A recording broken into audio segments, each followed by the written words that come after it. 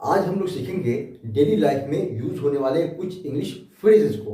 तो आप प्लीज इस वीडियो के साथ एंड तक बने रहें और हर एक फ्रेज को अच्छी तरह समझें और सीखें और इनकी प्रैक्टिस आप खुद से करें डेली लाइफ में इंग्लिश बोलने के वक्त। फर्स्ट फ्रेज है आपका स्पीक फॉर। स्पीक फॉर का मीनिंग होता है कि सिफारिश करना। स्पीक फॉर की सिफारिश करना।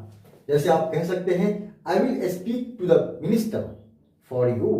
आई will speak to the minister for you. मैं मंत्री जी से या मैं मंत्री से आपकी सिफारिश करूंगा। मैं मंत्री जी से आपकी सिफारिश करूंगा। I will speak to the minister for you. याद रखें स्पीक फॉर का मीनिंग होता है कि सिफारिश करना। इसी तरह से आप कह सकते हैं कि I spoke to the principal for you. मैंने प्रिंसिपल से आपकी सिफारिश की। I spoke to the principal for you. मैंने प्रिंसिपल से आपकी सिफारिश की। तो याद रखें स्पीक फॉर का मीनिंग होता है कि सिफारिश करना। नेक्स्ट फ्रेज है आपका टेक अवे। टेक अवे का मतलब होता है ले जाना। टेक अवे ले जाना। जैसे आप कह सकते हैं take this boy away from here. Take this boy away from here. इस लड़के को यहां से ले जाओ। टेक अवे ले जाना। इसी तरह से आप कह सकते हैं ही टुक अवे। यहां पर क्या है फ्रेज में जो वर्ब आते हैं उस वर्ब के फॉर्म को आप क्या कर सकते हैं चेंज कर सकते हैं सेकंड फॉर्म में, थर्ड फॉर्म में या अदर फॉर्म्स में। तो यहां है मैंने अभी कहा कि ही टुक अवे वो ले गया हिज बाइक अपनी बाइक को फ्रॉम हियर यहां से। ही टुक अवे वो ले गया हिज बाइक अपनी बाइक को फ्रॉम हियर यहां से। नेक्स्ट फ्रेज है लुक फॉर। लुक फॉर का मीनिंग होता है खोजना, तलाशना। तो खोजने या तलाशने के सेंस में आप लुक फॉर का इस्तेमाल करेंगे। जैसे आप कह सकते हैं I am looking for a job. मैं एक जॉब तलाश रहा हूं। मैं एक जॉब खोज रहा हूं। इसी तरह से आप कह सकते हैं he was looking for his stolen mobile. He was looking for his stolen mobile. वो अपना चोरी हो गया मोबाइल तलाश रहा था। वो अपना चोरी हो गया मोबाइल तलाश रहा था। तो लुक फॉर का मतलब होता है खोजना या तलाशना। नेक्स्ट फ्रेज है आपका कीप टू। कीप टू का मतलब होता है वादा निभाना। कीप टू वादा निभाना। जैसे आप कह सकते हैं we always keep to our promise.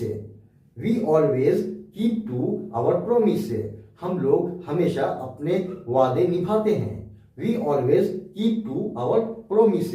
हम लोग हमेशा अपने वादे निभाते हैं। या फिर आप कह सकते हैं you should keep to your promise. तुम्हें अपना वादा निभाना चाहिए। You should keep to your promise. तुम्हें अपना वादा निभाना चाहिए। तो याद रखें कीप टू का मतलब होता है वादा निभाना। नेक्स्ट है पास ओवर। पास ओवर का मतलब होता है छोड़ देना।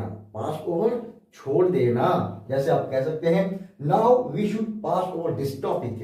Now we should pass over this topic. अब हमें इस टॉपिक को छोड़ देना चाहिए। अब हमें इस टॉपिक को छोड़ देना चाहिए। Now we should pass over this topic. इसी तरह से आप कह सकते हैं he passed over this question. उसने इस क्वेश्चन को, इस सवाल को छोड़ दिया। He passed over this question. उसने इस क्वेश्चन को, इस सवाल को छोड़ दिया। तो याद रखें पास ओवर का मीनिंग होता है छोड़ देना। नेक्स्ट फ्रेज है रिंग अप। नेक्स्ट क्या है रिंग अप। रिंग अप का मतलब होता है फोन करना। जैसे आप कह सकते हैं I will ring you up in the morning.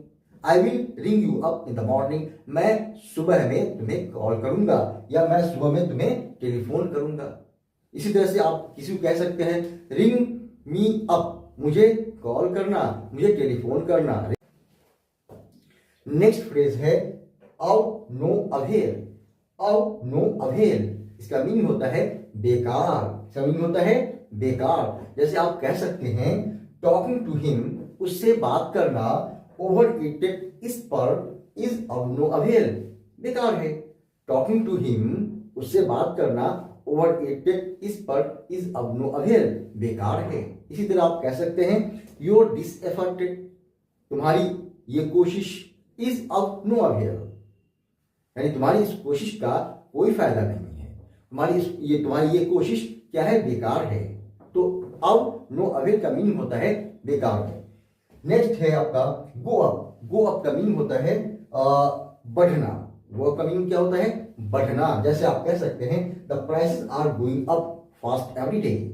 The prices are going up fast every day, यानी कीमतें हर रोज क्या हो रही हैं, बढ़ रही हैं।